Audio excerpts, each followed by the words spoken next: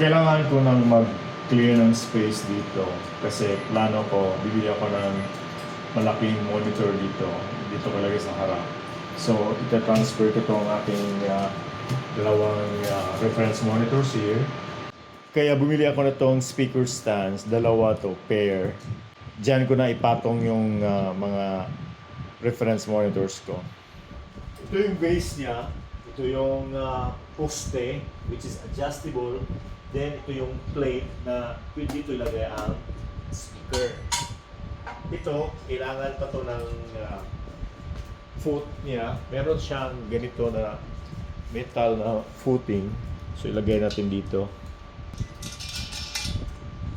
Yun. Next is, ilagay natin itong poste. Meron siyang butas dito para sa kanyang bolt. Ang bolt ay dito. Ang haba pala. We'll just grease.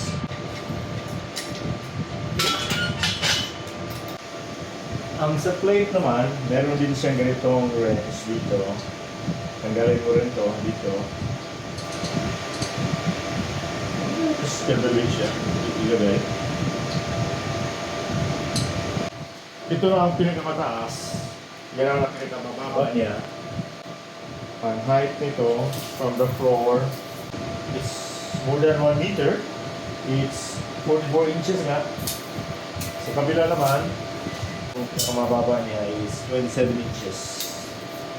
Madali lang siya meron siyang pin dito. This is the pin, okay? Then, you can lock the knob here para hindi siya mahulog. Then, as extra meron pa siya ditong pang-lock na pin. Lagay mo dito, may butas siya. Yan.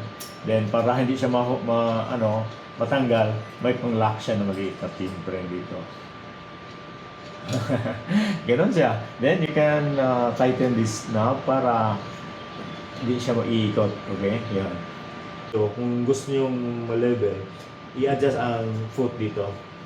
So, yung pad niya dito, didikit yung paa ng footing ng speaker dito. Tama siya. Tsaka matibay ito. Hindi masyadong mabigat. Pero hindi naman naalog to.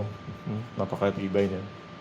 If you want this speaker stand, I'm tagging this item in this video para doon kayo makabili sa store na binilahan ko dito.